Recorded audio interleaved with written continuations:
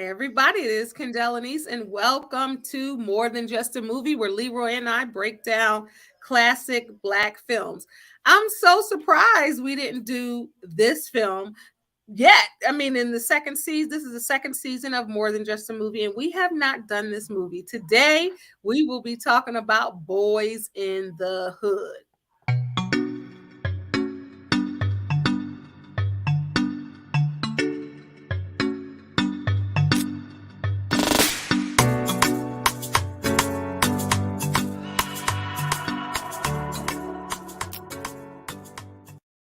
Man, oh man, Boys in the Hood, it came out in 1991. I remember going to the movies to see this.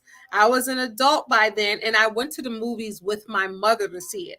And my mother was super amazed. She had no idea what drive-by shootings was. She had no idea gang activity. She had no idea none of this. She grew up middle to upper class in upstate, in on the East Coast. She had no idea that that whole world existed. And I mean, I seen videos and stuff. I knew kind of from there. I knew a little more than my mom, obviously, but she had no idea. And I remember when we went to the movies to see that. And I think that's what John Singleton was trying to do, because there was a whole part of the world in the country that had no idea about what was happening in South Central LA. And we learned in 1991 that budget was, let me just read for those. Now, listen, if you have not seen Boys in the Hood, this is definitely finna be, I said finna be a spoiler alert. Sorry to your mamas and your grandmamas and your aunties if they ain't shown you this, or you haven't researched it on your own. It'll be a spoiler alert. So, Boys in the Hood is an American coming of age hood drama. Film was written and directed by the late John Singleton, and it featured his directorial debut. It stars Ice Cube, first movie for him, Cuba Gooding Jr., Mars Chestnut, Lawrence Fishburne, Nia Long, Regina King, Angela Bassett, and so on. Now, Boys in the Hood follows Trey Styles, who's played by Gooding, who was sent to his father's house in South Central LA, right? Surrounding by his neighbors and the booming gang culture. The film is titled Double Entendre, played off of Eazy-E's song in 1987, Boys in the Hood, which was written by Ice Cube. How about that? And he is in the movie. And John Singleton is from South Central LA as well. So I'm sure this was a story, as he talked a lot about him wanting to show this. All right. So this movie, the budget, which shows, think about it, your first movie, you had a $6.5 million budget for your first movie. And then your first movie makes, Leroy, $57.5 million.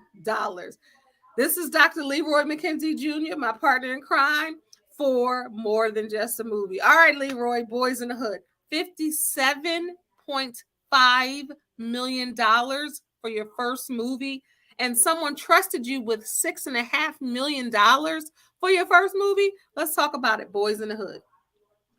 Yeah, I mean that's I mean you got to think about it, but I think John Singleton, even before he did Boys in the Hood, I think he had done his due diligence. I mean, you think about it. He was, I think he had graduated from USC. I Mm-hmm. think it was. Mm-hmm. So he went to school for this very thing. Mm-hmm. Um, and he must have done a really great job of pitching, Mm-hmm. this Mm-hmm. movie to I forgot the studio, and I didn't write it down. Columbia Which Pictures. studio? Columbia, yeah, Yes, Columbia. Singleton developed the film as a requirement for his application to film school in Right 1986, and sold the script to Columbia Pictures upon graduation in 1990. Come on now. there, there. So, him. I think even he had been prepared. I think to be able to do this directorial debut with him, and and I think he, when you think about it, and I don't know if you remember it, but it had a lot of promotion at that time. Mm. They marketed this movie very well. They marketed it well, and you got to think about 1991. I was in college. I was a sophomore. No, Mm-hmm. junior in Junior, because college. I was going to say I Junior in was a sophomore. college when this, yeah, yeah, when it came out, when it came out, and there was this was the that let's say this was that time when they were putting out a lot of those, let's say, hood movies, so to Mm-hmm. speak. They didn't start to kind of simmer down with those until the mid '90s with Love Jones and all of the other type movies like that. But these the hood movies came kind of prior to that, you know. Mm-hmm. And Boys in the Hood was one of those big. That was probably the biggest one. I think that was probably the biggest one because I think of like Minister Society, Yeah. Dead Pres. I think Dead Presidents was around at the same time, Yeah. you know. So there was some other movies that were of that same kind of formula, but there was Yeah. something. The story of Boys in the Hood was what it really, I think, stuck and resonated with so many of us. Because like you said, a lot of people didn't necessarily know Mm. about that that life, That world. that Yeah. lifestyle, that world, right, that world. Yeah. So to kind of see it, to see it, but then to say, wow, to understand where it came from, and this was a dude writing about his own life, his own surroundings. Yeah. He was writing about where he was from, Yeah. and I really think that that line at the end of the movie where Cube is saying to Trey, Doughboy saying Doughboy saying to Trey, he was like, folks don't, folks either don't show, don't know, or care about what's going on in the hood. The hood. And Yeah. this this movie was kind of like that voice that gave voice to what was going on in the Yeah. hood. Now, had Ronnie King happened yet? I'm trying to remember. I know, no, it No. hadn't, because Ronnie No. King, That was that didn't happen till 92. about 90. Yeah, that was 92. it. Yeah, yeah, 92. It happened So afterward. Hmm. yeah, so you had all of that around in that same time. So it was, it wasn't. I know you had a tough time with Malcolm X being heavy, but but Boys in the Hood was a heavy movie from a It was. perspective too. It It was was. a heavy movie, especially when we'll get to this when Ricky gets killed. You know what I'm Oof. saying? So that was the heavy part of the movie. But I thought it was well written. I mean, the cast, like you said, I think most of the cast were these. This was their first break. This was their breakout movie, except for Cuba. I think he had Mm. been. Yeah, I mean, he had been He around was coming like to forever. America. He was in Yeah, coming to America when he got his little yeah, haircut. Debbie yeah. ain't Plus that. yeah, and his daddy was famous too, so he had been in that Mm-hmm. world and Mm-hmm. everything too. So but a lot of them, Cube, Morris Chestnut, but I mean Regina King, I think Nia Long. This was their first movie, With hair. huh? Morris Chestnut had hair back then. I know, right, right, right, exactly, exactly. But you had the veterans, Lawrence Fishburne and Angela Bassett, working together. I think this was the first time Angela that they had wasn't worked together. even, and Angela wasn't even Angela Bassett then. Correct, correct, She correct. wasn't even, what Yeah, we she know hadn't her done she hadn't done Tina yet. She hadn't now. done Tina yet. So Mm-mm. But that we movie, gotta. Did go we ahead. do that movie? Did we do What's Love Got to No, Do with it? we need to. That needs to be next week. Yeah, yeah. We gotta put that one on the list. Definitely We, got to do What's Love Got to Do with it. yep. Yeah. So So, okay, but so yeah, go how? ahead. Let's think about, because I have, and I want to watch, and it's so funny because I was going to watch it again, and we just decided today really to do this movie. So I'm definitely Yeah. going to watch it again. But let's think about, so it opens up from my memory, and you can help me. I haven't seen it in so long, but I've seen it a number of times, obviously. But it opens up with him with his mom, right? And Mhm. she can't really, I don't want to say deal with him. He's becoming, and you know this better than anyone because you're a man, becoming of age, and they say start smelling yourself, or you're really just not listening like you should. So he sends him to Styles to, I said Styles. Is it Styles? Yeah, that's the last name. Okay, yeah, Yeah, that's what I Furious. thought. Yeah, to go Furious Furious is Lawrence Styles to Fishburne's go, right, character. live with his dad. And his dad has a different type of living than his mom, and he's in the hood. And he goes to live with his dad, and his dad is shaping him up to be a man. You could talk a little about that because I don't know what that's like firsthand. Well, I'll give you a firsthand experience. I had that same experience where my mom, I was turning 14, and I was getting ready to go to high school. And now Hmm. I'd spent my from kindergarten up to 8th grade. I Hmm. went to a private school, went to a Hmm. Seventh Day Adventist school.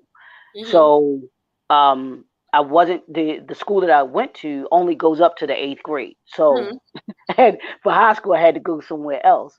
Hmm. And my mother was like, "Look, I think it's time that you go and stay with your father. You need to have him in your life. It's important for you as a young boy to have Hmm. him in your life." And be around him, and we would, I would spend weekends with him and summers with him anyway, so it wasn't anything new. It was just me being there all the time with him. So I said, okay. And my dad was a phys ed teacher and a coach at Hmm. one of the local high schools here. Hmm. That's what he did. So, and he was going to be moving to one of the other high schools. Hmm. So I was going to be staying with him and going to the high school where he was. So Hmm. it was made sense, Yeah, to be there. living with him. Yeah, living with him, going to school there and everything like that. So I was like, okay. I was like, Hmm. okay. Um, Kendell, I Hmm. only lasted a year. What, with your dad? I was on the phone. Ma, I want to come home. Believe that. I was like, no. What was he gonna say? He couldn't tell me no. That I You had to. ain't gonna be, because why? Because he was strict. Yes, absolutely. I mean, and my dad was. I mean, he was a pastor, Hmm. elder, and he was, strictly by, I'm talking no secular music, um, Hmm. just everything that you could think of that a Hmm. pastor, Hmm. a black Hmm. fire and brimstone pastor would Hmm. be. That was him, Hmm. you know. Hmm. So, and going, so I could understand Trey, the environment, being in two different types of environment, not necessarily the Because he hood was and kind of in mother. the hood, but not for real. Like he was messing up in school. He was getting calls from a teacher and all of that, and was it was still the inner city, I guess, but not really like his dad's house. That's Well, kind of, I guess with mine, it's more of a strict environment versus there you with go. living with Yeah, my mom, not as strict. yeah, So for me, having to go back and forth with that type of yeah, environment, I was just like, I can't listen to my music. yeah, Yeah, that and that, I was just like, I can't deal with this. I'm like, I'm not, you yeah, know, yeah. and Especially being and raised by a pastor too. say it again. Plus, being raised by a pastor, like you said, that's totally a different environment. Yeah, yeah. So, so after my freshman year, I went back home, and I spent, I still stayed at the same school, but by that time, my dad my dad had I think going into my sophomore year, or my maybe 1 year. Well, 1 year went by when I was Hmm. at home. Hmm. My dad had a heart attack, Hmm. so I stayed at the same school, stayed at the high school, Patterson High School, through all 4 years. Um, but I remember having a conversation with my dad. We had a serious conversation, um, and we talked, and this was maybe probably my junior senior year, and we talked about me leaving his house, Mhm. and because he felt some kind of way about it, you know. And Mhm. I said, Dad, I said, you always be my dad. I said, I love you and everything like that. I said, but I don't want I you. I felt more comfortable living with mom. I just Yeah. that was what I wanted, And by that time, like I said, he had had his heart attack, so he was, he had stopped teaching at school. He wasn't in the school system anymore, Mhm. and he was just doing his preaching and Mhm. stuff like that. So, but it was that having to deal with that teenager, because we Yeah. do. It's both boys and girls. It's just something about that 13, 14 year Yeah. age Yeah. that we've all gone through it, where we Yeah. start we Trying to start find smelling yourself. ourselves. Yeah. We, Smelling and we start trying to smelling find yourself. ourselves, and we think we know everything, and our parents are the devil, and everything else. All of that stuff. So I got what Angela Bassett's character, Mhm. what she was doing, Mhm. and wanting her son to grow up, with having his father in his life, and the things Yeah. that he could teach him that Yeah. she couldn't. That's one Yeah. thing that my mother always said to me, always understood. She said, I can't teach you how to be a man. Yeah. She said, that's not what I can. As a woman, I can't teach you about those things. Yeah. So that was the importance of having my father in my life, that at that time, specifically at that time, Yeah. too. And it's Yeah. important. I think it is important, and I think this movie shows that, how Yeah. important it is to have that male figure, that Yeah. father figure, Yeah. in that So young boy's life. yeah. Yeah. Mm-hmm. So let's talk about that. So he goes over there, Mm-hmm. and just like you just said, he would still go over there every weekend. He still had Doughboy and all them was still his friends, but he would see when he went over his Right, dad. So then the right, first night he goes into right. the hood, somebody shoots in their house. Somebody shoots No, yeah, in. no, they come into the house. Yeah, they come in, No, and he saw, like, he had the sneakers still there or something like that. He had had the, yeah,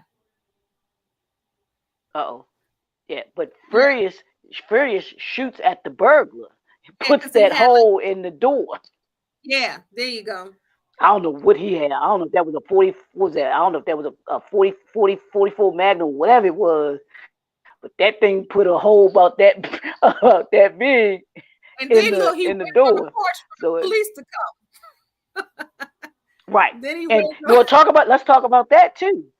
Let's That's let's talk deep. about that too. And what happened when the police came out, and what Furious had to deal with, and what Trey had to deal with, coming out, waiting for the police to come out there, but then how the police I treated mean, sir, them that when still they happens right now, where black men are in their homes, in their areas, and they think it's not their house, or what did you do, or they make the victim look like the perpetrator, right, right, right, and and that's the still,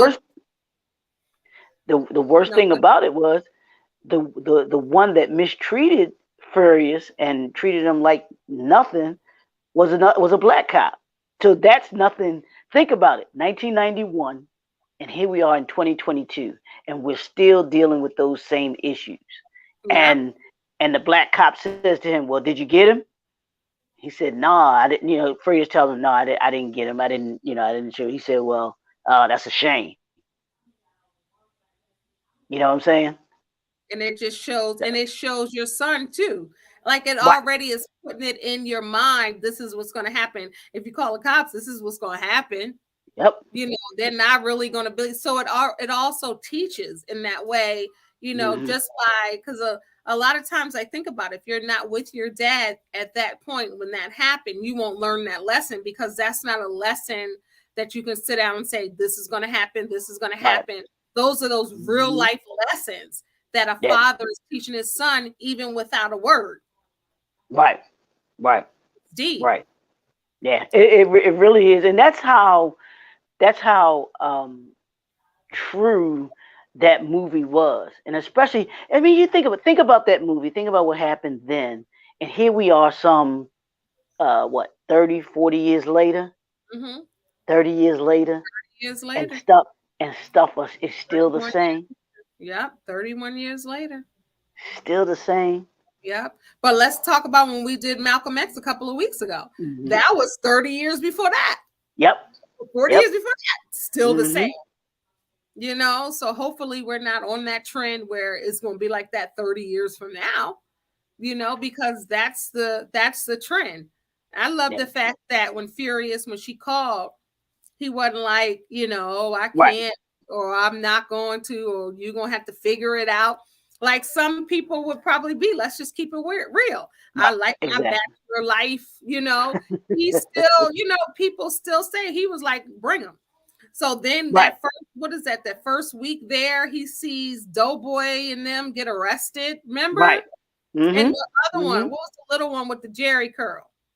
His Uh, name. no, I know you talking the one that was in the wheelchair. Yes, exactly. Later on, but I forgot their names, but yeah. I know who you're talking about. Yeah, but that crew that you hung around, Mm-hmm. when you went to visit your. I mean, and I so could relate to this movie because when I would go visit my father, I had Mm-hmm. friends, around there, or even when went to go visit my father, but would be with my grandmother on my father's side, we would go and spend summers up in her house. So she had a really nice house up in this little small town called Waynesboro, Mm-hmm. Pennsylvania, which is Mm-hmm. where my dad moved to as well too.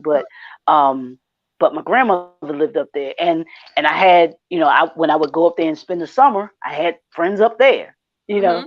that Yeah. you So go you and knew. visit. So you get to know people in those areas that you visit or that you go to kind of come to Mm-hmm. visit and stuff like that, and it has an effect. Like you said, this was the crew that Trey was around, but Yep.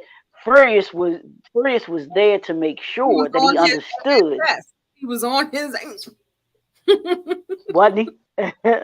He He really was was on it. about. He's like, yeah, he was like, these young boys, they're not going to, become anything, you know. He wasn't playing about Trey getting arrested or getting in trouble and all of that stuff. And he even and I loved the fact that Furious talked to the young boys, whether they Yeah. listen or not. That was, Yeah. that's another story. Because you always But need that community father because a correct, lot of fathers in the right, black community aren't right, there. So right, Furious was that. And everybody be like, your daddy's strict. Like he don't right. play.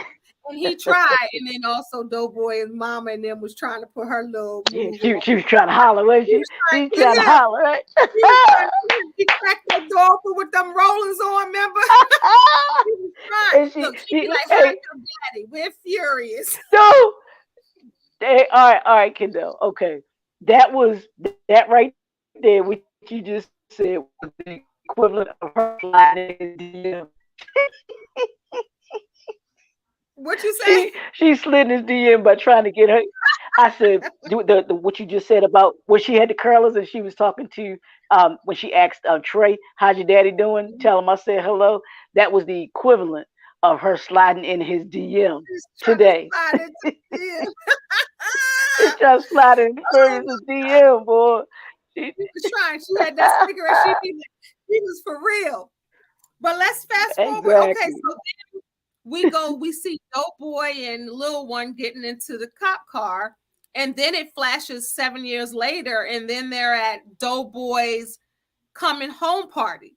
So let me ask you Mhm. this. So do you think that it just showed the trajectory that he was in and out of jail since that point, or do you think he was away for 7 years? No, he was in jail. Okay. Yeah, Yeah, because he was in jail.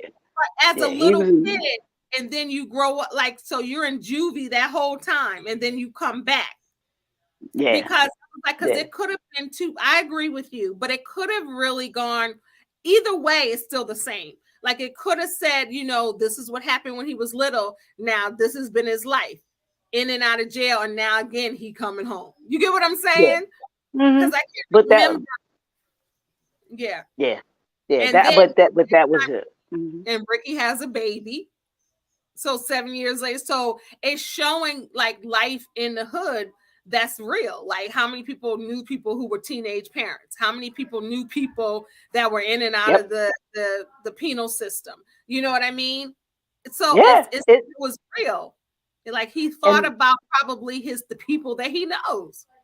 but that was that. But that was the relatability to me of the movie, because just like we talked about what Girls Trip or Waiting to Exhale, or what's the other one, Love Jones, there was one of the characters you could relate to, or you knew somebody that was that. All of us growing up, there was always that one that was in and out of jail, that was in trouble. At least some of the folks that I knew, in and out of trouble, in and out of jail. There was one that did have a baby. You know what I'm saying? Did have a baby. They had the one that had the talent, the one that made the strict turns. The strict mom, strict dad. In the Hmm. hood and everything like that. So that's what I that's to me, that's how I could relate to the movie, because I knew that there were certain aspects of this movie that were real to me. Yeah. you know and he was writing it from a real perspective as well. Yeah. So you knew the characters that he wrote about were people that Yeah. he knew from in his neighbor, the whole story. So And yeah. you have a party for someone getting out of jail, but not a party for a graduation. You know what I'm saying? Mm. It's like how about that's what how was about going. that, right? Like, you got a party, a come home party with the foil on the food. Everybody waiting in line, take that foil off that food so they can eat the food. And Doughboy is there, and it just shows like, okay, we having a coming home party. Like, in the hood, a lot of times that's normal. Oh, he getting out. Yeah. Oh, we having, let's have, let's welcome him back. Or, so Welcome he them was back. trying to Hmm. every element of that. And that's the first time all you guys, outside of when I was in high school, Nia Long was on Guiding Light, the soap opera. But Really? that's when, Okay. Okay. yeah, she was on that when I was in high school. So that was before Boys in the Hood.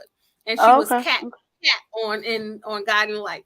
And she Uh-huh. was, I believe, Richard Lawson's daughter. I think it was Richard Lawson back then. I gotta go look. Okay. But that was the first time that a lot of guys saw Nia Long, and Regina King was there, and they were giving each other whatever.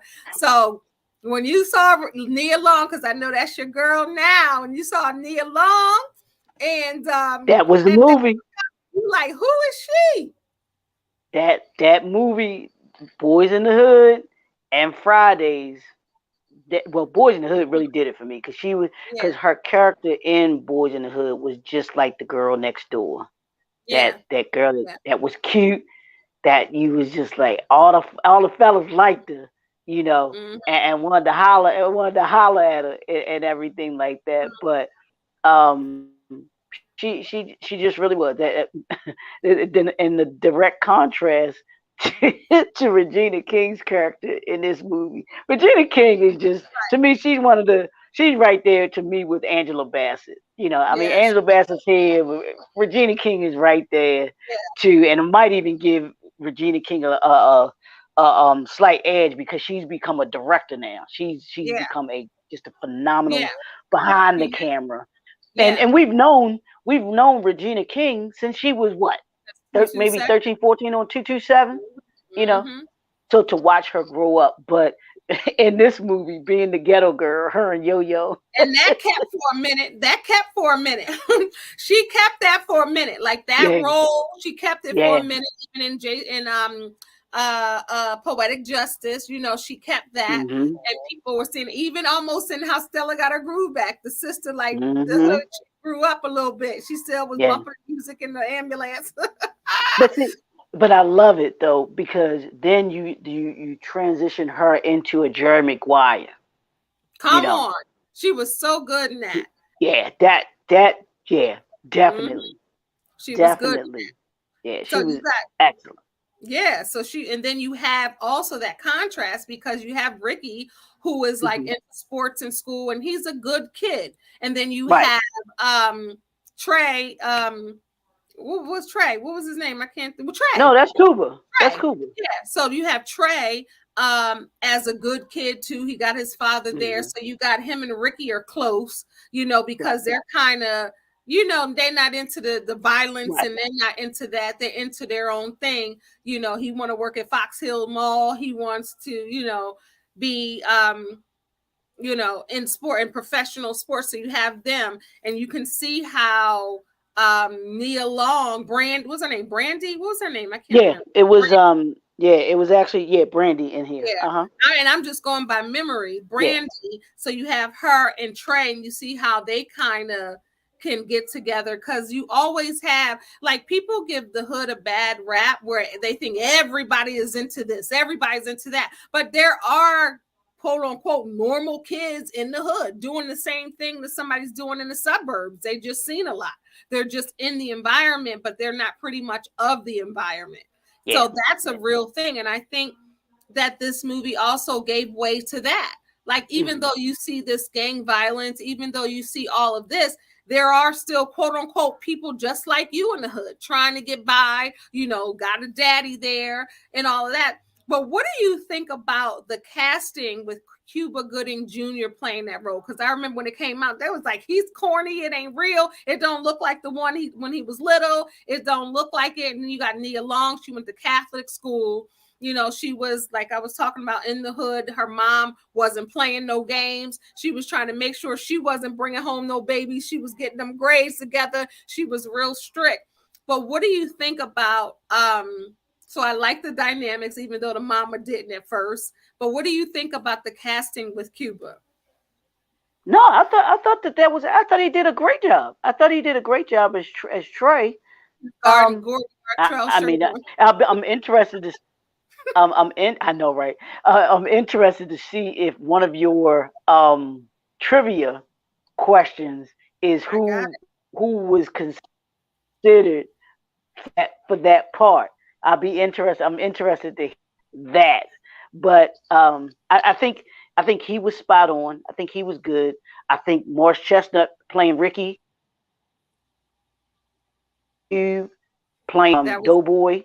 I thought he was really good in his first, in his first movie, you know. So I thought I mean Neil Long, I thought the casting was very well done, and I think Cuba fit, Trey. He kind of fit that mold. I thought he did a good job with yeah, with the character. I wouldn't say he did a bad job. Like, oh, he this that and the other. I think they did good. I think they did. Yeah. because they thought he was corny. All right, let's get into some trivia since you Really? brought it up. What? Let's Okay, start. wait a minute. Before you go to the trivia, who said he was cool? What makes it? Okay, all right. I A need you lot to of explain people were something to saying me, that. Kendall. Not me. Not me. No, I remember when no, it was no, out, a no, lot no, of no. people were like, he was too corny I to play this I get role. it. People were saying it. Got you. But I want you to explain to me what is corny, because they say that about Cuba Gooding. I even hear that when they describe Russell Wilson, the football player. They Yeah. say he's a corny dude. When you hear somebody say that, what does that mean to you? Well, I personally like kind of corny. But what is corny though? And you know what? I'm probably the wrong person to ask, because I don't see it as corny. I don't see intelligence as Right, corny. I don't see right. never have gone to jail corny. I don't see knowing See, how that's to my read point. and That's I that's don't see it corny. that's I don't. exactly my point. I They want don't to see it. they'll call a I'll take corny young, right, or they'll say an educated, articulate, well dressed, dude got his pants pulled all the way up, someone who carries himself well. That's corny to you? That's somebody that you think is, that you shouldn't want to have your son be like? because in the hood, if I guess your pants wasn't slagging, you ain't go to jail, you weren't in the sports, then I guess it was considered corny. I guess they were talking about Cuba Gooding himself, not the character of Trey. They were talking about Cuba's portrayal of him. Hmm. They were saying that. I remember when it came out, they were like, "Why they get him? That he's corny." They just think he's corny altogether. So Yeah, I remember. I don't know if it's any ladies in the chat, because this is a question for you all, because I rarely Basing hear. said corny is weird. So you're saying basing corny is weird or different? You got to explain that some more. Yeah. Because I don't know that. So while she's explaining that, it's a lot of trivia for this movie. So Okay. let's just start with one. I've just so guess who was considered for the role of Furious Styles? 1991, or probably 1990, maybe even 89. Mhm. Who was around at that time? Think about who was around at the time as a black person. Think about That's it. what I'm thinking. Yeah, who Who was kind of was like the hot? hot? Who was hot Yeah, even years before that? I'm gonna tell you. So years before that, this person was hot. This person was on the lips of everybody. But he was really. in a, I'll give you more another hint. He was in a different genre. Still acting, but in a different genre. Genre. Mm. That Yeah, you got me was a stumped on hint. this one. That was a hint. Eddie Murphy? Yup. Oh no, I'm no glad you way, got my corny hint. no way. He was Nah, I'm sorry, Eddie.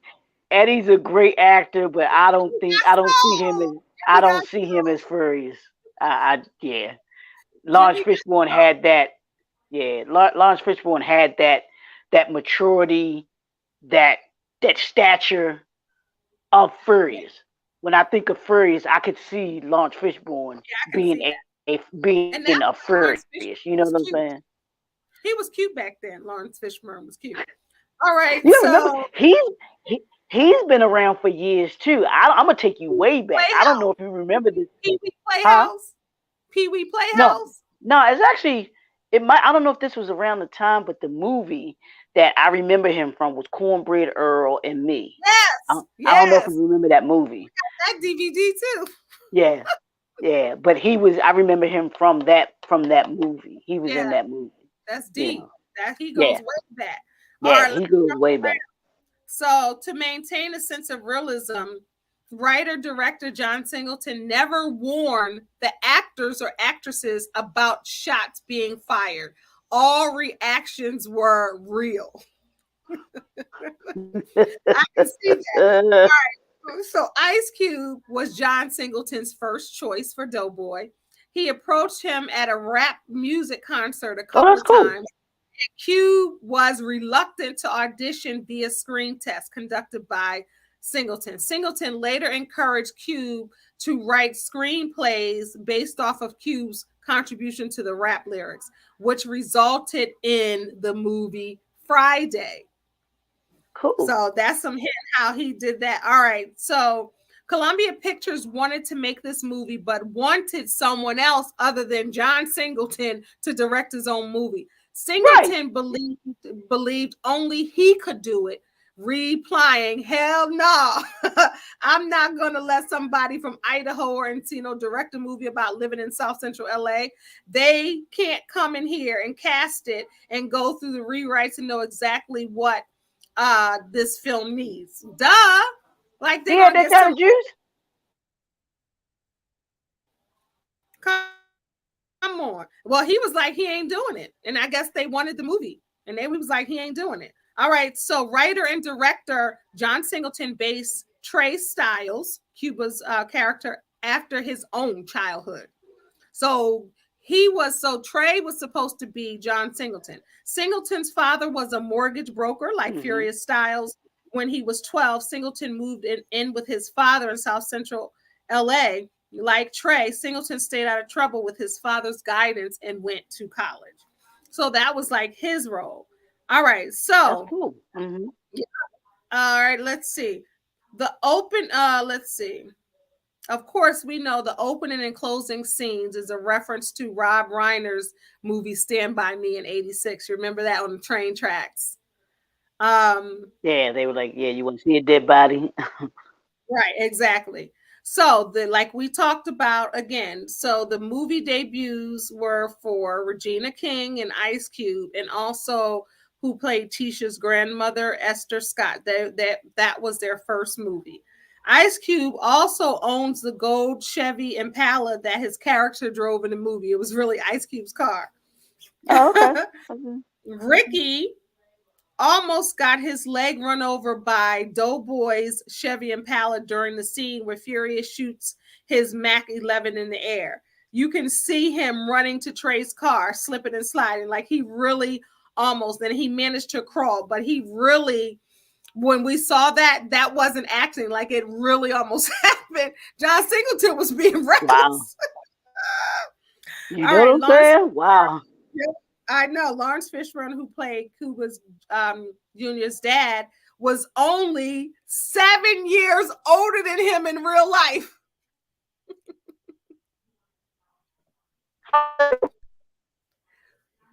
Lawrence Fishburne was only 7 years older than Cuba Gooding Jr.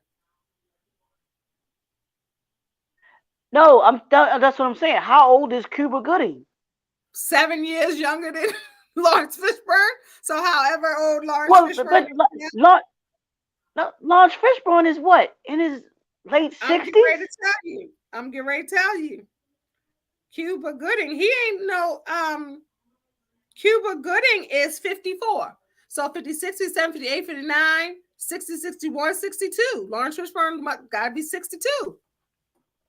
Wow, I thought maybe But because he of the was character old. he plays on Blackish. Maybe because he looks old. He look older than the He did. 62. The weight gain makes him look a Yeah, little older.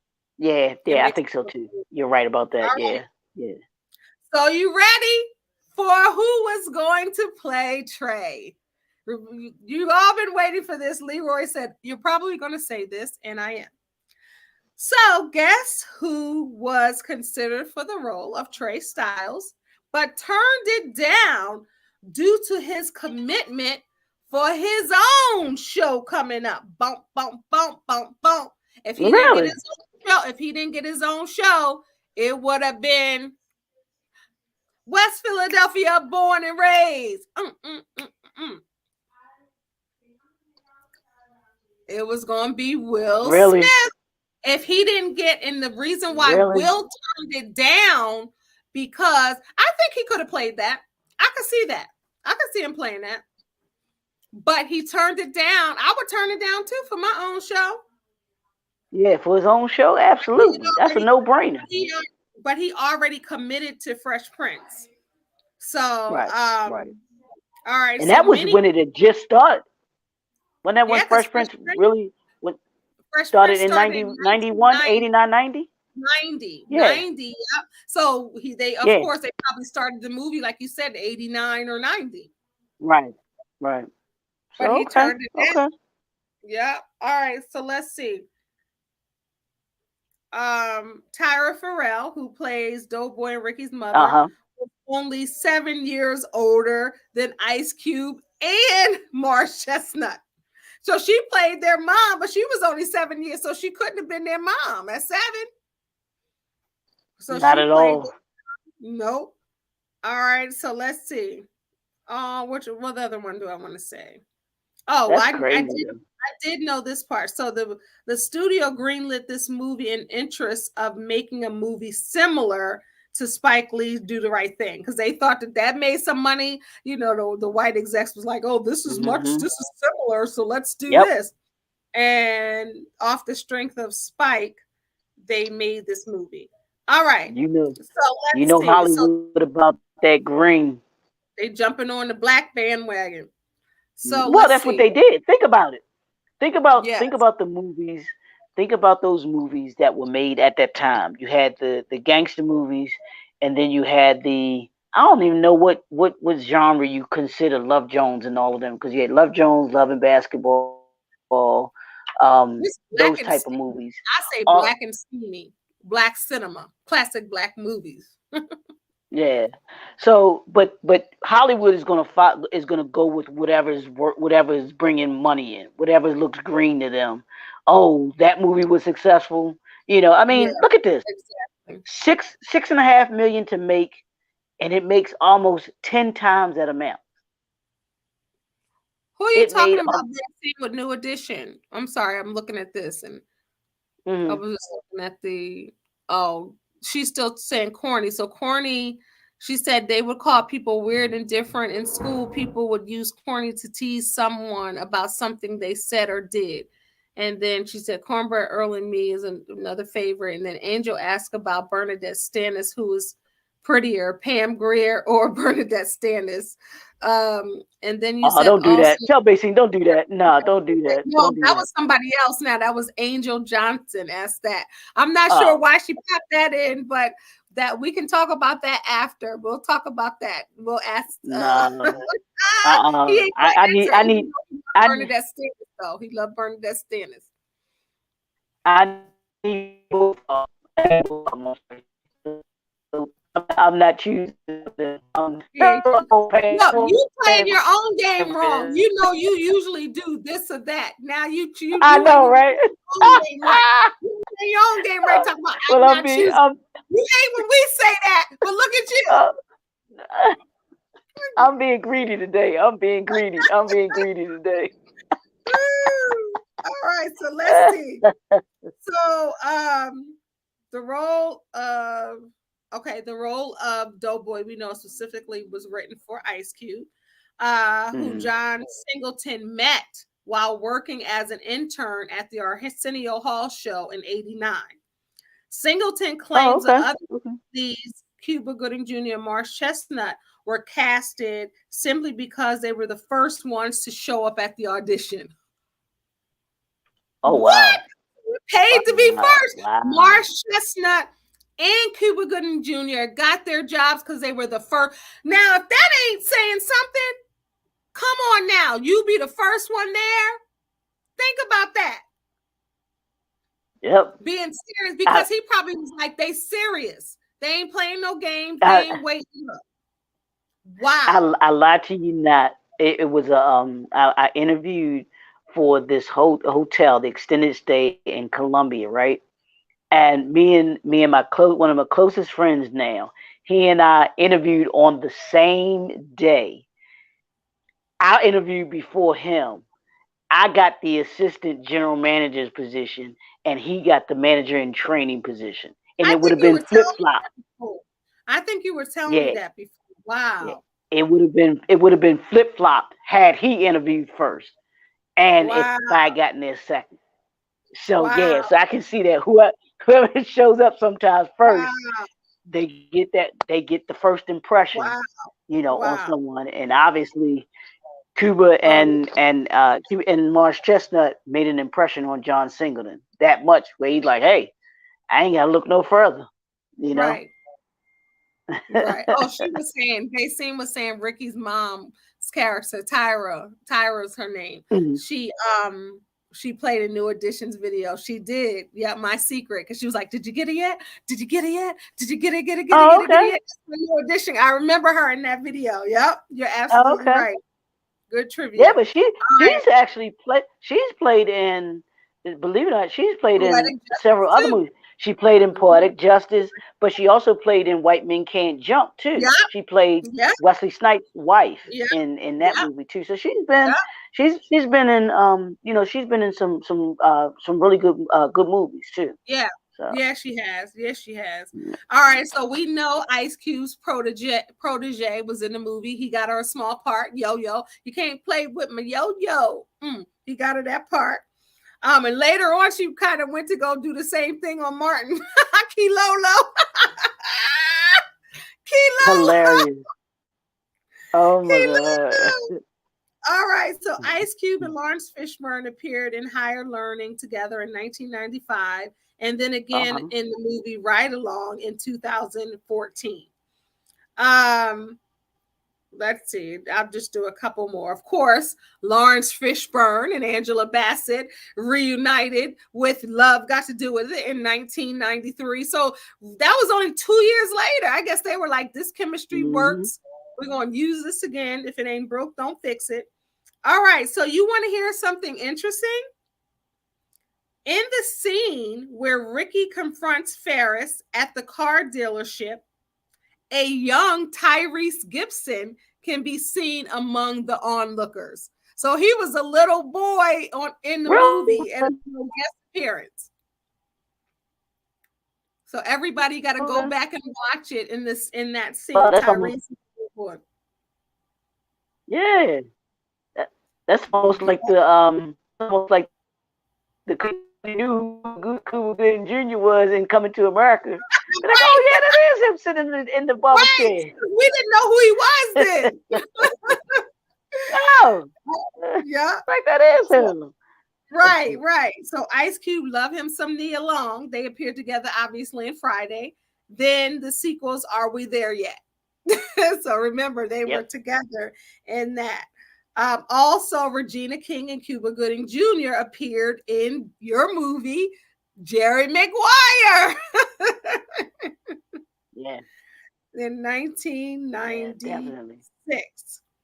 All right, I'll just Now do what's one more. now and then Lawrence Fishburne and Angela Bassett, they came back together and well, it was something after What's Love Got to Do with it. They Like did. when it 20 years later they did, what was that they did together? They did do something. Oh, what's the name of that movie? Oh, Yeah, I got to look it up. They oh, did that's do gonna kill something. me. Let me Yeah, see. yeah, because it was like they hadn't done anything since I Can Tina, since What's Love Got to Do with it. They came back Yeah. together and did a movie together. All right, let's see. They did. A Killer in the Bee. Yes. Yep. A That's what it Killer was. in the Yep. Bee. Yep, it was. Yeah. Yep. Yep. Yeah. Because I was Yeah. like, they Yep. did That's do it. something. Killer in the Bee. Yeah. All right, so last Yeah. trivia. Let's see. John Sing as the mailman delivers letter to Doughboy's mother while Doughboy and Ricky argue on the front lawn. John Singleton is in that scene. Yeah. But we didn't Yeah. know who John Singleton was then, right? We had no It's just idea. like the with the Hudlin brothers, they put Oh yeah, themselves housekeeping. Boomerang Oh, Boomerang. and I mean, yeah, Boomerang. yeah. Spike does it. Well, Spike gonna be in his movie, so Oh, Spike, and he gonna be in there like Spike. this. Look, let me see if I can do a reenactment. You know how he be roll, how he does a thing where he just still with the camera. But that's his. But that's kind of like his signature Mm-hmm. thing, Mm-hmm. because he's the only director that did or does Mm-hmm. something like that, where you have the person is still, but the screen is the scene is actually moving, Yeah, and that's yeah, interesting cinematography though. yeah. It You know what is. I'm It's saying? really good. So yeah, All right, so we yeah. got about 10 minutes left. You want to go there? I just will have to say this. So we got to talk about Ricky Basine said, and this is just heavy. So Basine, as we talked about, this was mirroring real life. Basine said Hmm. the memory of her cousin in 1992 reminds her of this movie because he got Oh shot in wow. the back just like Ricky did by the police in the movie. Oh wow. Mm. And it Yeah. reminds, and it Yeah. happened a year after. It happened in 92. Yeah. So how about Too. that? Hmm. All right, so Yeah. But let's talk about the promise of some of these young people, and they have promise, they have value, they're doing everything that they're supposed to do, and on the way doing what you're supposed to do, the police by mistake, you know, shoot him, the wrong person, yeah. and he never makes it. I mean, you see those stories so many times. Yeah. So Yeah. many times. You want to talk about that a little bit? No, it's. I mean, it's something that's real, and it's unfortunate that those are the stories of our community. Mm-hmm. I can't think of stories like that in other communities where someone like a Ricky or someone Mm-hmm. like Bezine's cousin has Mm-hmm. all of this promise, you Mm-hmm. know, has this promise, Mm-hmm. and it's taken away far too soon, Mm-hmm. whether due to the community environment or whether through the cops, you Mm-hmm. know. We know that. I mean, we Mhm. could talk about Tamir Rice, 12 years old, Mhm. two set, Mhm. not even 2 seconds, Mhm. life taken away. Mhm. You know what I'm saying? The Mhm. promise of Al, the one that started it, that kind of started most of a lot of this, Trayvon Martin, Mhm. Mhm. and the community Mhm. take it, his life taken away. Mhm. Yeah, I mean, I think Trayvon would be what, close to 30 now, wouldn't he? I Mhm. think he would be like, I think close to Yeah, 30, 'cause he was like 15. He was like something like 15. It's that. been a minute. Yeah. I never even thought about that. I guess so, because it's been a minute. It's been a Yeah, minute.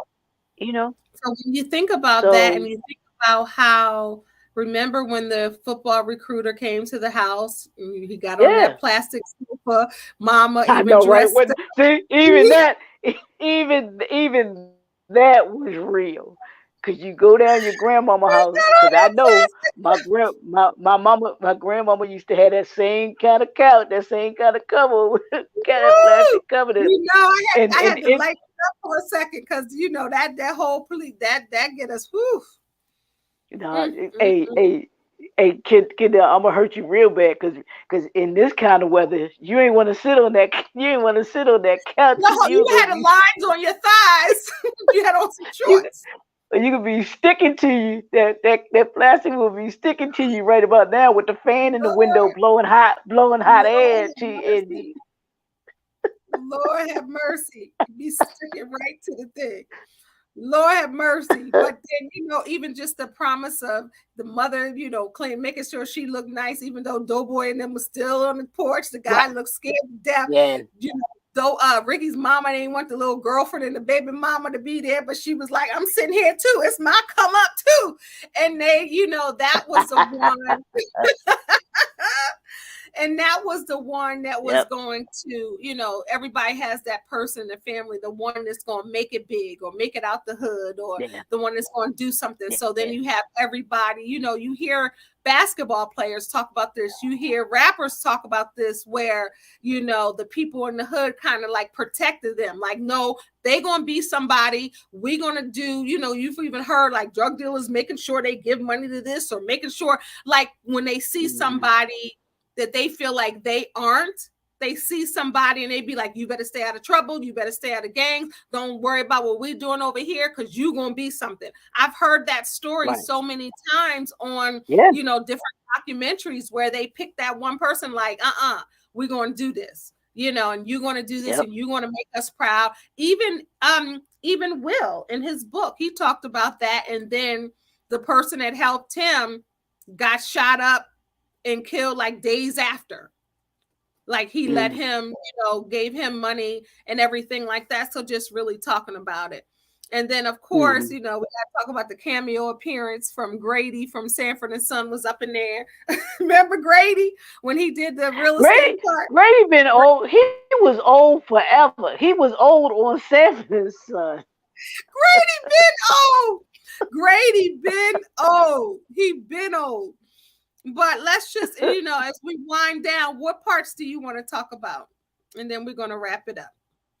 No, About 10 I minutes. think like I said, the I think the story of the movie itself, the coming of age, I guess that's appropriate, thing of it, the coming of age, but it showed the real life of Yeah. what it is like, in some Yeah. parts of our world, in our Yes. country here and everything like Yes. that. And whether it's somebody that or whether it was you directly, or when you went down your grandma's house, there was this one part of your side of your family that you was the good side of the family, and then the other part that was the hood side of the family, and all this, that, and the The other. hood and the So good. You it said the hood and the good side. The hood side and the good side. The hood and the good. you know so I mean, but that dynamic to it, but then also, if you want to take the character of Ricky, who I believe was the main character, him and Trey were probably the main Mm-hmm. characters Mm-hmm. of the movie. But to have that talent that he had, and to see it go down like that, where it Yeah. wasn't anything that he was involved in. Yeah. He got caught up in his brother, and what had happened with his brother, just a Mm-hmm. bunch of nonsense, and a life was lost because of that. And You when they know. was calling Ricky down the street when he was trying to get home and they called his name that chilling way, Mm-hmm. whoo, Yep. they were It like, was Ricky, that was yeah. chilling. That But left you when you you walked know out of what them theaters, you know what boy. that reminded Whew. you know what that reminded me of though too?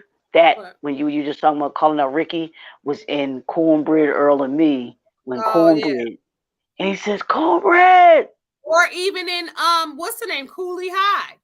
Yep. Even Yep. that Coach. part. Yep. Ooh, with Absolutely. Coach That Cheese. we That part. we got to do a class. That's a classic. We got to do. We need to We do that.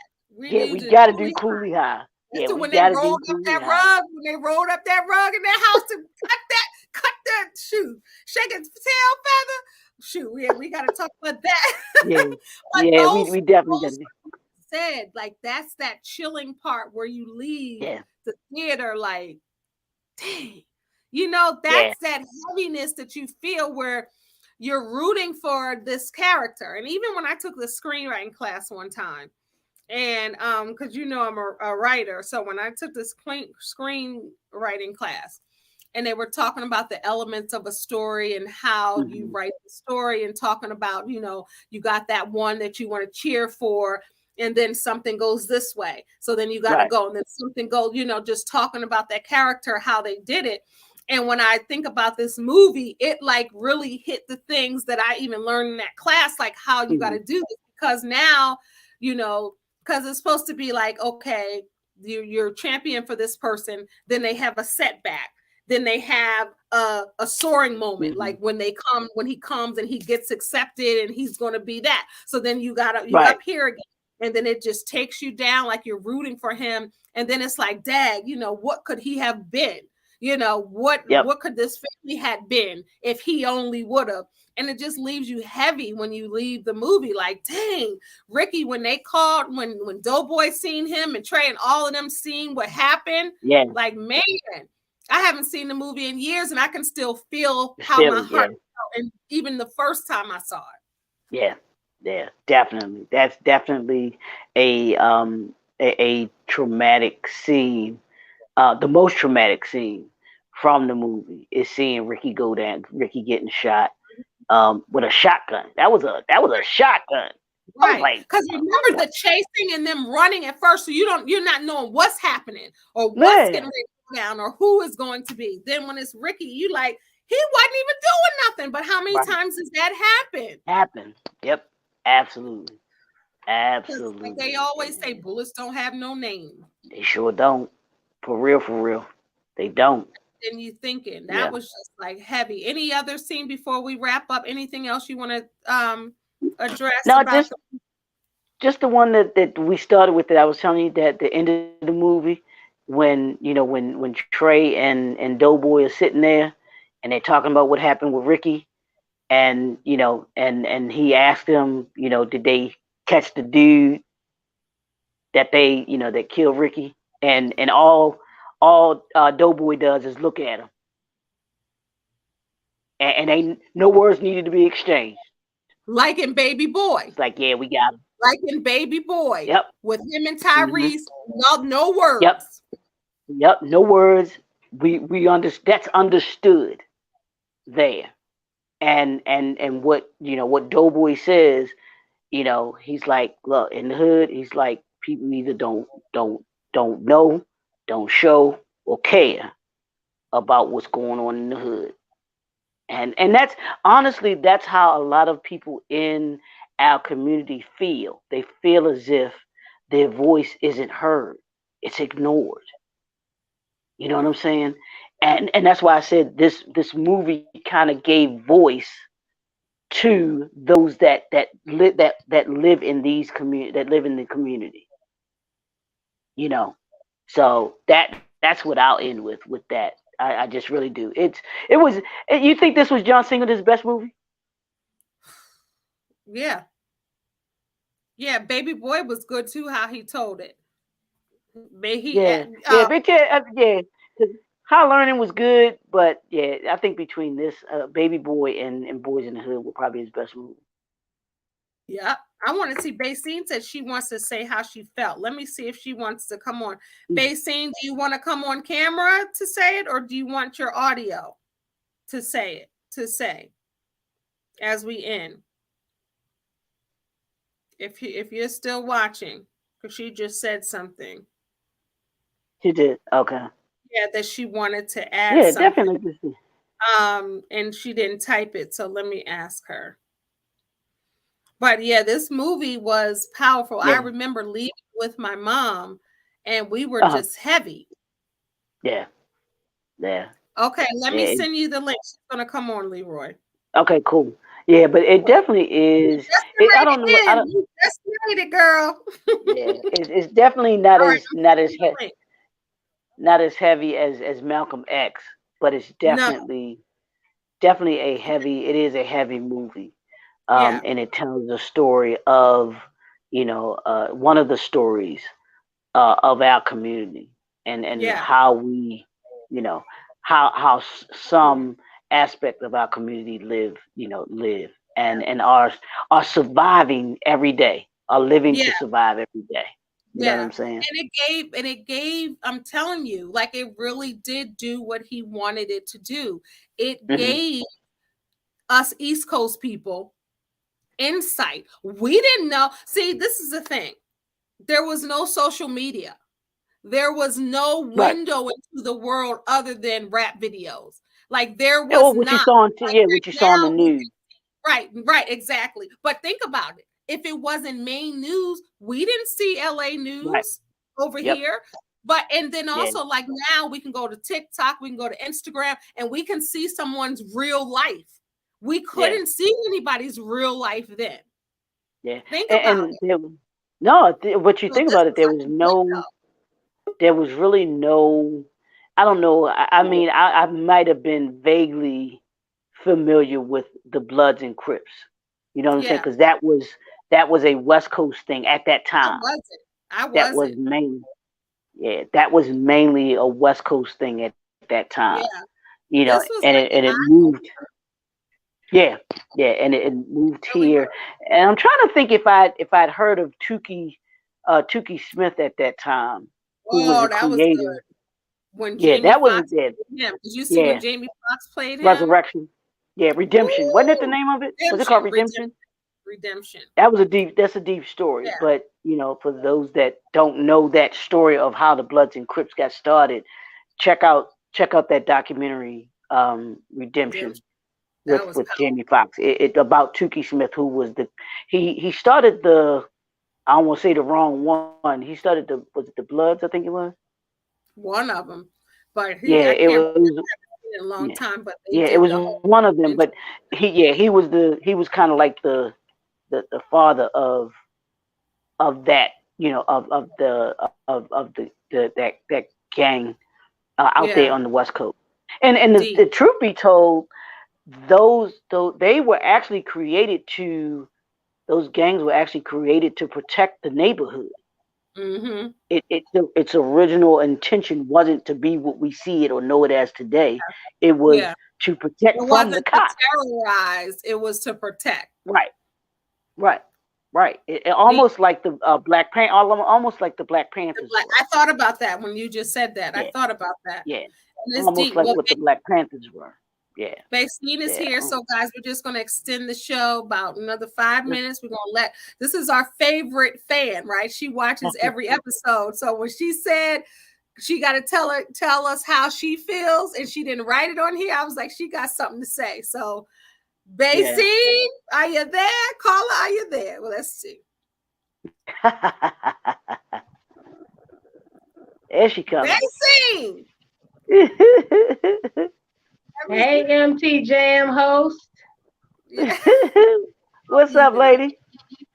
Hey there, Leroy. How you, man? Dr. How you doing? Leroy. How you feeling, lady? How you doing? How you doing? I'm good. I'm hanging in there. That's Good. all I can do. All right. Tell us how Good. you feel as we Absolutely. wind down. Tell us Absolutely. how you feel. Well, when I saw the movie, I was with a boyfriend at the time, and he had I think it was right before he got his ex-girlfriend pregnant. but I was kind of on the fence with him anyway. So, but I was like, he treated me to the movie, so I'm gonna go anyway. Um, so when I saw the movie, like y'all say, it was a heavy movie, um, and it spoke to those who live in the hood. It really did. Um, Mm-hmm. and the dynamics that the hood entails, and the way the people come in and out of it. But the scene when Ricky got shot, it pricked me so hard because I had known people in high school that had gotten shot or killed in a drug scene, and just senseless deaths. And so when it hit me like it did, I automatically thought about my cousin Red Top, who in turn had a baby on the way, and his mentality was Mm. all he knew how to do was hustle. So in his mind, Yeah. he thought, let me go make enough hustling money to get my child a birthday gift. Mm. And so when I got Wow. home, because that movie was so heavy for me, I wanted to I wanted to go to his head in a forceful way to remind him it's not about what you can get your child, it's about being in your child's life.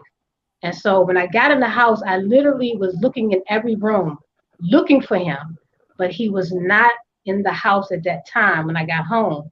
So I literally sat on my bed and I'm like, okay, God, you know all things, you know his heart. If he has to go out violently, because this is just the life that we knew, let it not be an ordinary Mo from the street. Because God, you Mm. know my heart. You know I'm either going to die to defend him or I'm going to be locked up to defend him.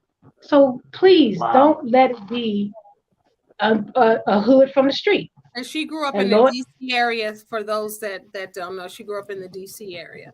yeah, I was actually living with my cousin's aunt, Mama Linda, at the time of his Mm-hmm. I mean, right at the time of his passing, I had just moved out. That year, I had moved out. That was the year I turned 21. So I moved out right after that movie debuted. I moved out in July. So I wasn't physically living in the house anymore. And I think that's another reason why his death struck me so hard, because I now had a visual, movie wise, Mm. Mm. to relate Yeah. to how they said my cousin was shot. He was shot Woo! running. He was running Woo! away from the police.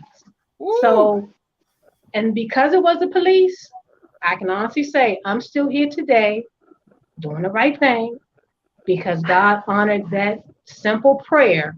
Although it was a prayer of knowing bad may come, he still honored Mm-hmm. that prayer, that it wasn't an ordinary street person that took him out.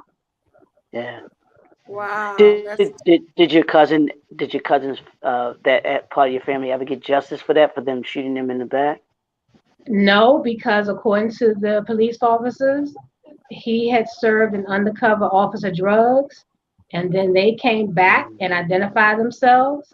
And according to them, he shot first, and then they returned fire.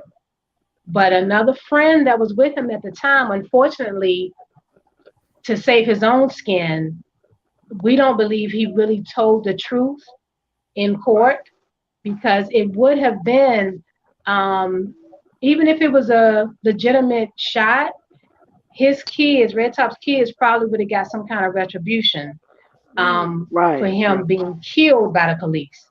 But that Right. particular Right. buddy that he was with, he did whatever to save his own skin. So Did he no, see the movie Boys in the Hood? Did your cousin see the movie Boys in the Hood? no, Red Top never saw it. Wow. So he didn't No, even know Wow. that all Wow. these years later, we're sitting here comparing him to what happened in the movie Boys in the Hood, and he never even saw it. So how many yeah, people have that happened to? And Yeah. this mm, happened a year after Boys in the Hood. That's deep. yeah. It's deep. He would. I saw that movie like the summer or close to the summer, whatever month that came out, because I know I moved out in July, Mm-hmm. but I Okay. was still living there when I saw the movie. So that following year in February was when he got shot and killed. Mm-hmm. Wow. Wow. Wow. Wow. Like Yeah. when I read that just there, and you said that this movie reminds you of your cousin, think about how many people experienced this or lived this, or when they saw, Correct. for us, when we saw Boys in the Hood, we might not have been able to even articulate it or paint a picture. But think about the people on the West Coast who were like, this is normal. This is every day. We don't need no movie. Unfortunately, How deep that is. that's a Yeah. normal thing for some people. Disheartening, but it is the norm. Wow. Yeah. Anything you want to ask, Basine? Because that's deep. Leroy? No, that's no. I appreciate you sharing that, basing, and it just shows you, like you were saying, Kendall, about what John Singleton wanted this movie to accomplish. Mm-hmm. It talked to the people who lived that life, and Yeah. who that happened to, that they could Yeah. relate to it in that way, in the different ways. Like I told you, someone could relate to a Ricky, someone could relate Yep. to a Doughboy, somebody could Yep. relate to a Trey, somebody could Yep. relate to a Brandy.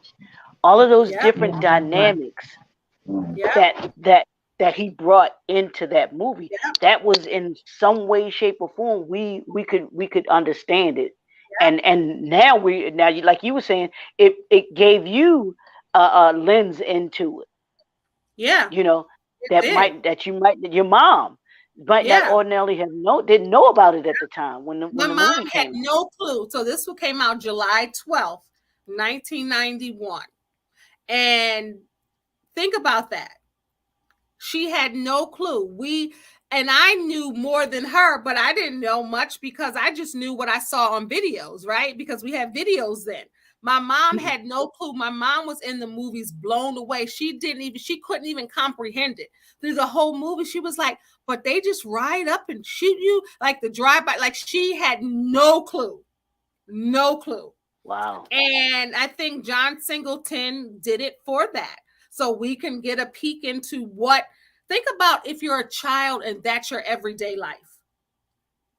Walking on I the know. train tracks, seeing dead bodies, talking about this friend that got shot, or this friend that went to jail, and you walking over dead bodies like nothing. Think about if that's a child's everyday life. We've seen it on Yep. movies like, what? Imagine But just seeing it. And that's why so many people are desensitized because that's their life. but I think about, honestly, and I see that now, but I think about the city of Baltimore, and I think about the kids, the kids that go to the schools here, and how they have to go through that very same thing now too, and what they experience, just the survival of going to school, having to go to school every day in that. And like you were saying, it's normalized. This is what it's like, yeah, this is what I experience every day. Like that's crazy And then we to may be have. corny. We talked about corny. We may be corny because we Yeah. didn't know. Oh, We don't know there it about that. is. Since We might have since, been since corny. I know we gotta go. I know we gotta go. But real quick, you wanted Basine to explain corny. What she mean by that? I want to hear this while we got her on here. When we were in school, it's like somebody would say or do something. Say if somebody was trying to act out something and trying to get their point across, we would we use the word gank. I would be like, why are you ganking him? He'd be like, because he being corny. And so it was a way of making fun or picking at a situation, and we just use the word corny. Like somebody would say something that wasn't funny, you'd be like, man, you so corny. No, that's different. Like if somebody tell a joke and it ain't funny, it's corny. Like that's different, right? But yeah, but then when he called like Russell Wilson or Trey's character or whatever, Cuba corny, is it because That's what I mean. It's like if it's it's not not your corny? norm and it doesn't make sense to you, then people would use that word corny because that was Okay, the only way that they could got it, define it because it wasn't their norm or got it. they didn't get Got it's like they non-educated about it, so they put it in that corny category. Yeah, yeah. Yeah, got makes sense. got you. Makes sense because they can't think Yeah, of something got you. else. You'd be like, man, I don't understand that. That's corny. You corny. Exactly. You going to Exactly. school every day, man. You corny. You ain't skipped no classes, man. You corny. You Yep. ain't never seen no dead body, man. You corny. Yep. Yep. That's exactly You want right. that Gordon And back Gartrell? to what Leroy was saying as far as this is the norm. I heard a quote by Kathy Hughes that she said this prayer, and she said it's disheartening that in today's time we're accepting genocide. Mm-hmm. We're accepting Yeah. it. It's Yeah. become the norm. Absolutely. It has become. We are so desensitized to it now. Mega shootings and school Yeah. shootings, and even when kids get killed, it's like, oh, there's another one. Right. Yeah. Yep. Yeah. But yeah, and I know we Wait. gotta go, but yeah, when you become desensitized to to kids being killed in schools, something really wrong. You know what I'm Something is saying? Yeah. wrong. That it's Or like when you push a kid just down in waiting for the Sesame next one to happen. Place, or when you push Yeah. kids down in Sesame Place and you hurting kids in. Like to me, when you hurt kids, it's a special place. When you like Yeah. really going at the Absolutely. kids.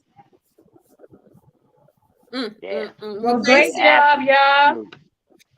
Absolutely. I'm gonna piggyback on what Leroy Thanks for gonna coming say. I on. need y'all to like, share, subscribe. Like, She got it. She share, got it. She subscribe. got it. LSS. Like, share, subscribe. she said I'm gonna do what I Leroy. love it. She watch all the time. She said I'm gonna do what Leroy always. Exactly. That's why we love her. And here's the thing, Kendall. You ain't even have to tell her. She just automatically knew to do it. I love it. I love it. I love it. She our biggest fan. We need to get a gift for her. She our biggest fan because she said I'm gonna do like Leroy always do. Well, that's it. That's all. Basically, you got to come back at least once a month. You got to come. Okay. You got to come once a month, or even at the end of. You can come at the end of every show and let us know how you feel for real, right? How about that, Leroy? I'm subscribed, Hey, so I'll be there. I love it. I love it. At the end Thank of every you so show, much. we're gonna have a wrap up by Basine. How about that? We're gonna wrap it up and at the end with Basine. That's what we're gonna do. Wrap up by Bay. Absolutely. So next week we doing. You said you want to do Cooley High next week. You want to do Cooley High? I thought we said what's love got to do with it. Let's do that one. Then we can do Cooley High. Yeah, let's do. And then we What's can Love. do Cooley High. I know you got some wrap up for What's Love got to do with it. Make Cooley High on my birthday. My birthday is on Thursday, so not this coming Thursday. Oh, next wow. Is it next Thursday? Because remember last I think year my birthday is on a Thursday. Because last year, remember we did her birthday. What movie did we do for your birthday last year? Your favorite movie? Yeah, was it School Days? Yeah, School Days. We did it on her birthday. Remember we did Spike Lee month, and we said we was gonna wait to do that because your birthday. Yeah. So we're gonna all right. So we'll do What's Love Got to Do with It next week. We'll do it like earlier. We'll talk to see, make sure you can do the time. We're doing Leroy, Basine, and then your birthday we can do Cooley High. Yeah. Matter of fact, when y'all was just saying that, me and Joe was just talking about that. Hey, Joe. I was saying that. Her husband. I was saying that certain songs always just trigger your mind to scenes and life experiences. And like I say, Boys in the Hood, I still cry. I cry before Ricky even gets shot because it resonates that memory so strongly. Yeah. All right, this is MT Jams, More Than Just a Movie. We're gonna have the 5-minute wrap up with Basine at the end of every show. We gotta make sure we say what we gotta say, Leroy, so she can come on and do that. Everybody, thank you so much for watching More Than Just a Movie. I love it. We break down classic Black films. You heard Leroy and Basine. Make sure you like, share, subscribe. That's all. Thank you, everybody. It ain't rocket science. It's easy. Bye, y'all. Good night. Good night.